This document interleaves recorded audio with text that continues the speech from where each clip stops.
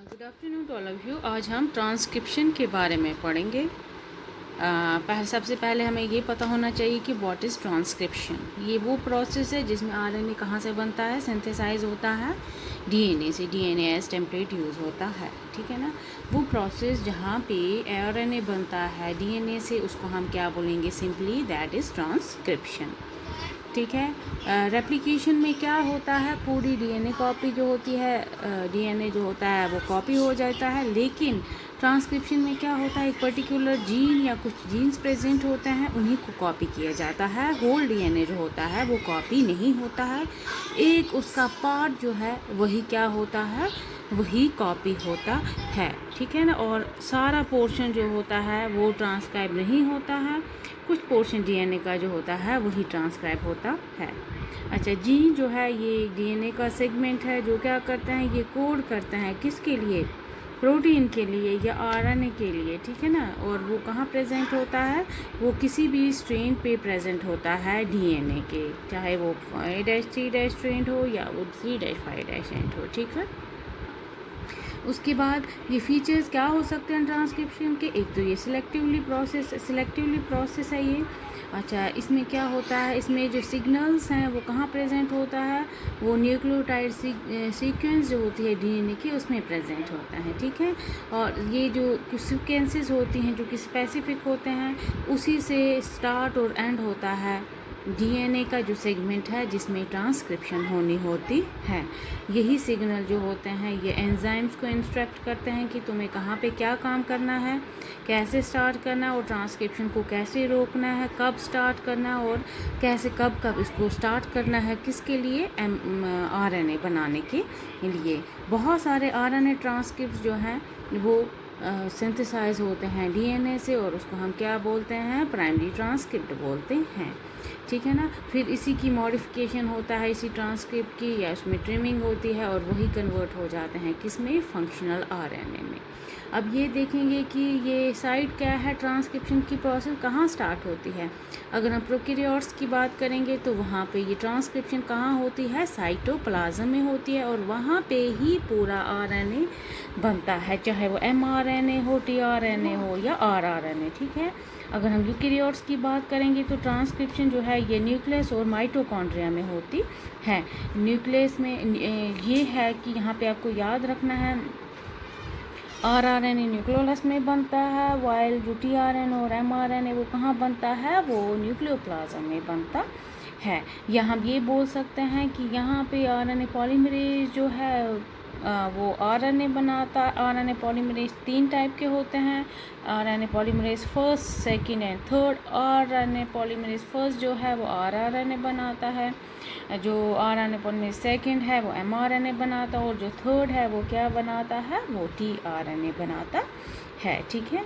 अच्छा, ये जो ट्रांसक्रिप्शन की प्रोसेस है आप सिंपली याद रखोगे, ये वो प्रोसेस है जहाँ पे जेनेटिक इन्फॉर्मेशन जो कि डीएनए में प्रेजेंट होती है, डीएनए खुद बाहर नहीं आ सकता है न्यूक्लियस से, इसलिए वो इन्फॉर्मेशन जो जीन की होती है डीएनए के पास, वही यूज़ हो जाती है किसके लिए? आरएनए की फॉर्मेशन के लिए। इसको हम क्या बोलते हैं? ट्रांसक्रिप्शन बोलते हैं।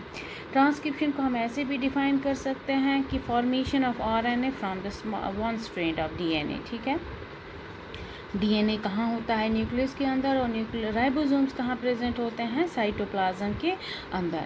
अच्छा, वहाँ पे कुछ ऐसी एजेंसी है कि कुछ कैरियर होना चाहिए, ये मैंने आपको कल भी बताया। कैरियर है जो उस इंफॉर्मेशन को, वो इंफॉर्मेशन जो कोडेड फॉर्म में होती है वो डीएनए से कहाँ तक लाए? राइबोसोम्स पे। राइबोसोम्स में फिर क्या होती है? प्रोटीन सिंथेसिस होती है। वो एजेंसी क्या है? वो आरएनए ही है, कैरियर है, जो क्या कैरी करता है? इंफॉर्मेशन, कोडेड इंफॉर्मेशन को कैरी करता है कहाँ से? डीएनए से। कहाँ लाता है? राइबोसोम्स में। किस प्रोसेस से? ट्रांसक्रिप्शन से। बहुत टाइप ऑफ आरएनए हैं, जैसे एमआरएनए है, आरआरएनए है, टीआरएनए है। ये सब कहाँ से बनते हैं? डीएनए के टेम्पलेट से बनते हैं। जो क्या एंजाइम्स यूज़ करते हैं? डिफरेंट एंजाइम्स यूज़ करते हैं, ये मैंने आपको बताया। Polymerase, RNA polymerase first, second and third जो है, फर्स्ट जो है वो आरआरएनए बनाता है, पॉलीमरेज सेकंड एमआरएनए बनाता है। इसलिए हम ये बता सकते हैं कि एमआरएनए ही बनता है ट्रांसक्रिप्शन में, और उसके लिए आरएनए पॉलीमरेज जो है सेकंड वो एक इम्पॉर्टेंट एंजाइम है, ठीक है। अच्छा, ट्रांसक्रिप्शन में क्या होता है, ये यहाँ पे क्या होता है, यहाँ पे ये वो प्रिंसिपल यहाँ पे काम करता है। सिर्फ यहाँ पे एक नाइट्रोजन बेस है, आरएनए में क्या नाइट्रोजन बेस है, यूरेसिल है, किसकी जगह, थाइमीन की जगह, जहाँ पे एडेनिन की जो पेयरिंग होती है वो यूरेसिल के साथ होती है इंस्टेड ऑफ थाइमीन। ट्रांसक्रिप्शन में एक स्ट्रैंड एक्ट करता है टेम्पलेट वो स्ट्रैंड है डीएनए के जहाँ से आरएनए सिंथेसिस होता है, और इसी को हम टेम्पलेट को ही हम नॉन कोडिंग स्ट्रैंड भी बोल सकते हैं या एंटी सेंस स्ट्रैंड भी बोल सकते हैं, क्योंकि ये इसकी बेसिस जो होती हैं वो कम्प्लीमेंट्री होती है किसके, आरएनए पे जो इससे बनता है। अगर हम दूसरा स्ट्रैंड देखेंगे तो वो पार्टिसिपेट नहीं करता है, जो पार्टिसिपेट करता है आरएनए की फॉर्मेशन में उसको हम टेम्पलेट बोलते हैं या नॉन कोडिंग स्ट्रैंड बोलते हैं या एंटी सेंस स्ट्रैंड बोलते हैं। और वो वाला स्ट्रैंड जो पार्टिसिपेट नहीं करता है आरएनए की फॉर्म, उसको हम नॉन टेम्पलेट स्ट्रैंड बोल सकते हैं या कोडिंग स्ट्रैंड बोलते हैं या उसको सेंस स्ट्रैंड बोलते हैं, ठीक है। और आरएनए जो होता है वो किससे बनता है, टेम्पलेट स्ट्रैंड से बनता है। और अगर हम ट्रांसक्रिप्शन में देखेंगे सिर्फ एक ही सेगमेंट डीएनए का है जो ट्रांसक्राइब होता है, वाइल अगर रेप्लिकेशन में देखेंगे तो पूरा जो डीएनए का स्ट्रैंड होता है वो कॉपी होता है, ठीक है। एक इसमें ट्रांसक्रिप्शनल यूनिट आपको पढ़ना है। ट्रांसक्रिप्शन यूनिट क्या होता है, इसमें 3 रीजन होते हैं, promoter, structural gene and terminator, ठीक है। इसमें क्या क्या रीजन होता है, एक प्रमोटर रीजन होता है, एक स्ट्रक्चरल और एक टर्मिनेटर होता है। प्रमोटर और टर्मिनेटर सीक्वेंसेस जो होती हैं, प्रमोटर जो होता है वो 5'3' एंड पे होता है और यहाँ से प्रमोटर से आरएनए बाइंड करता है, ठीक है, आरएनए पॉलीमरेज बाइंड करता है। और ये जो ट्रांसक्रिप्शन की डायरेक्शन होती है वो 5'3' डायरेक्शन में होती है। स्ट्रक्चर जीन का काम क्या होता है, ये एक लॉन्ग डीएनए सीक्वेंस होती है जिसमें कोडेड इंफॉर्मेशन प्रेजेंट होती है, किसके लिए, ट्रांसक्रिप्शन के लिए। ऐसे ही टर्मिनेटर जो होता है वो 3' एंड पे प्रेजेंट होता है, यहाँ पे कोडेड स्ट्रैंड्स प्रेजेंट होते हैं जहाँ से ट्रांसक्रिप्शन जो होती है वो एंड होती है, ठीक है ना। और ऐसे ही कुछ रैंडम डीएनए सीक्वेंसेस भी प्रेजेंट होती है जिसको हम क्या बोलते हैं, रेगुलेटर्स बोलते हैं। हम इसको अपस्ट्रीम जीन बोलते हैं और इसको हम डाउनस्ट्रीम जीन बोलते हैं। अपस्ट्रीम इज जहाँ से स्टार्ट होती है ट्रांसक्रिप्शन, डाउनस्ट्रीम होता है जहाँ पे टर्मिनेशन होती है किसकी, ट्रांसक्रिप्शन की, ठीक है। उसके बाद प्रोसेस क्या है ट्रांसक्रिप्शन की, इसमें 3 फेजेस आते हैं, 3 स्टेप्स हैं, initiation, elongation and termination. Initiation क्या है, वो वाले एंड है डीएनए स्ट्रैंड का जहाँ पे DNA dependent RNA polymerase bind करता है डबल स्ट्रैंडेड डीएनए के साथ एक साइड पे, जिसको हम प्रमोटर सीक्वेंस बोलते हैं। प्रमोटर का काम क्या होता है, ये पॉलीमरेज को यहाँ पे बताता है कि आपको कहाँ से ट्रांसक्रिप्शन की प्रोसेस स्टार्ट करनी है। प्रमोटर कहाँ होता है, 5' एंड पे प्रेजेंट होता है, कहाँ पे, नॉन टेम्पलेट स्ट्रैंड पे। प्रमोटर क्या करता है, ये यहाँ पे ये बताता है कि दोनों में से कौन सा स्ट्रैंड जो है वो एक्ट करेगा एज टेम्पलेट फॉर ट्रांसक्रिप्शन। जैसे ही आरएनए पॉलीमरेज यहाँ बाइंड करता है प्रमोटर के साथ, यहाँ से अनजिपिंग डीएनए की स्टार्ट हो जाती है, अनजिपिंग स्टार्ट होती है और वहाँ पे आरएनए न्यूक्लियोटाइड्स जो है वो ऐड होते जाते हैं। इस प्रोसेस को हम, ये पहला पार्ट है ट्रांसक्रिप्शन का जिसको हम इनिशिएशन बोलते हैं। इसी बाइंडिंग और अनजिपिंग के लिए ज़रूरी आरएनए पॉलीमरेज जो होता है वो किसके साथ अपने आप को एसोसिएट करता है, इनिशिएशन फैक्टर के साथ, ठीक है। प्रोटीन है इनिशिएशन जिसको हम सिग्मा बोलते हैं। आरएनए पॉलीमरेज इनिशिएशन में क्या करता है, पॉलीमरेज प्रमोटर साइड 5'3' डायरेक्शन में है, वहाँ पे जाके अपने आप को बाइंड करता है और इसको अनजिप करता है डीएनए को, और यहाँ से ट्रांसक्रिप्शन की प्रोसेस जो है वो स्टार्ट होती है किसके हेल्प से, सिग्मा फैक्टर वहाँ प्रेजेंट होता है, ठीक है। सेकंड जो इसका पार्ट है वो है इलोंगेशन। इस आरएनए चेन की कैसे होती है, इलोंगेशन वो स्टेज है जहाँ आरएनए स्ट्रैंड जो होता है वो लॉन्गर होता जाता है क्योंकि यहाँ पे राइबोन्यूक्लियोटाइड्स ऐड होते हैं। इलोंगेशन में क्या होता है, आरएनए पॉलीमरेज अनजिप करता है डीएनए को, डुप्लेक्स को, और एक स्ट्रैंड जो डीएनए के साथ साथ चलता है जिसको हम टेम्पलेट स्ट्रैंड बोलते हैं, किस डायरेक्शन में, 3'5' डायरेक्शन में। ये देखिए 3'5' डायरेक्शन में ये डीएनए के साथ साथ चलता है। एक स्ट्रेन जो होता है वो टेम्पलेट होता है और उसको हम एंटी सेंस या नॉन कोडिंग स्ट्रेन बोलते हैं, और दूसरा नॉन टेम्पलेट स्ट्रेन है जिसको हम सेंस स्ट्रेन या कोडिंग स्ट्रेन बोलते हैं।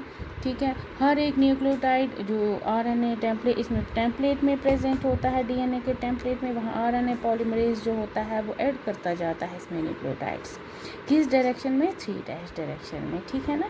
फिर राइबोन्यूक्लियोसाइड ट्राइफॉस्फेट्स जो न्यूक्लियस में होते हैं वो एटीपी, जीटीपी, सीजीपी, यूटीपी, ये सारे रॉ मटेरियल होते हैं किसके लिए? ट्रांसक्रिप्शन के लिए।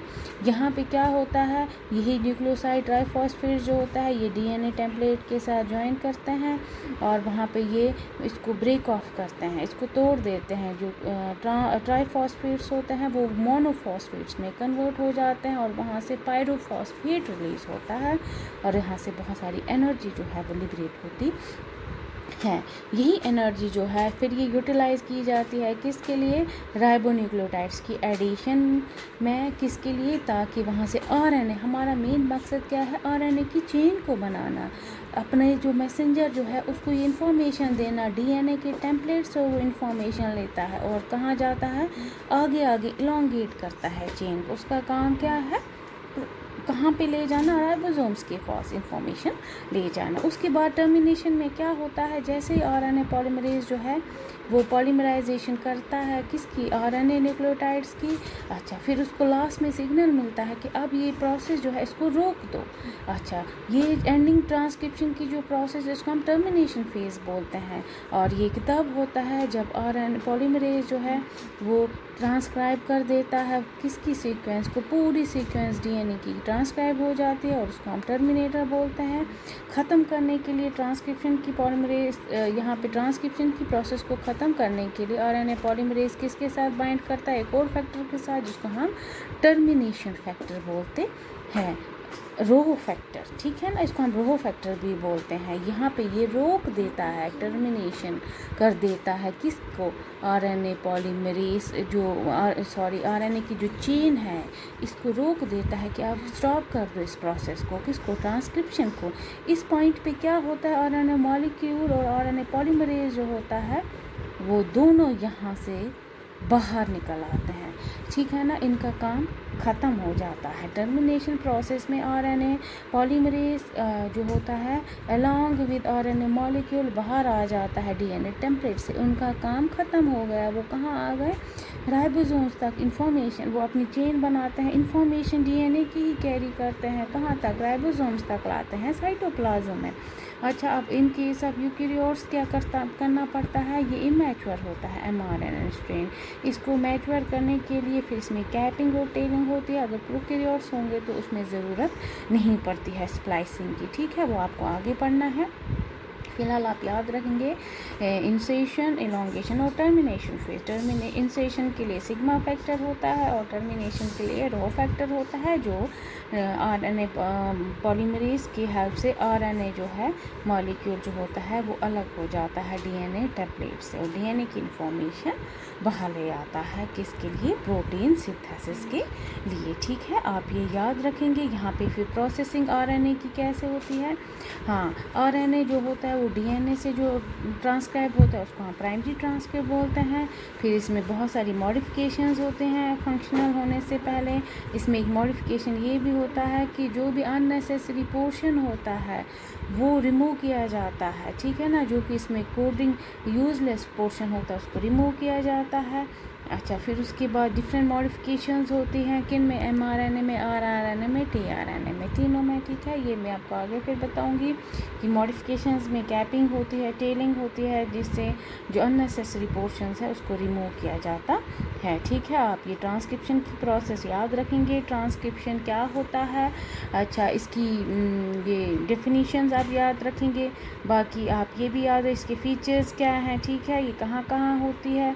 अच्छा, उसके बाद आप याद रखेंगे ट्रांसक्रिप्शन यूनिट क्या है? Promoter, structural gene and terminator. ठीक है, इंसेशन कैसे होती है?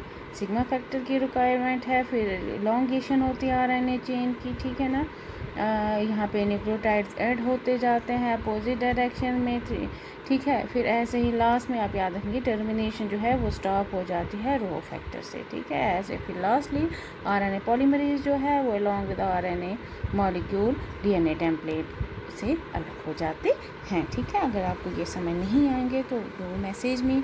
Thank you.